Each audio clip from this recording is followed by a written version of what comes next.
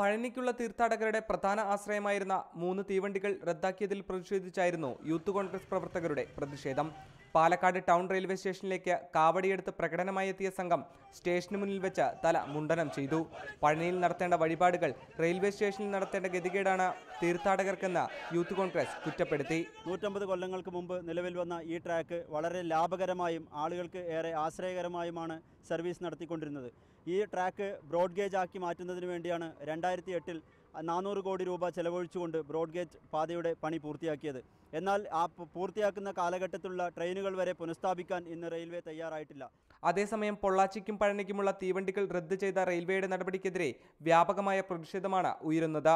പൊള്ളാച്ചി പാത ഗേജ് മാറ്റത്തിന് നിർത്തുമ്പോൾ ഉണ്ടായിരുന്ന പാസഞ്ചർ തീവണ്ടികൾ ഒന്നുപോലും പിന്നീട് റെയിൽവേ അനുവദിച്ചിട്ടില്ല. പാതയിലൂടെ ട്രെയിനുകൾ ഓടാൻ അനുവദിക്കാത്ത റെയിൽവേയുടെ നടപടിക്കെതിരെ പ്രക്ഷോഭം ശക്തമാക്കാനാണ് വിവിധ സംഘടനകളുടെ തീരുമാനം. റിപ്പോർട്ടർ, പാലക്കാട്.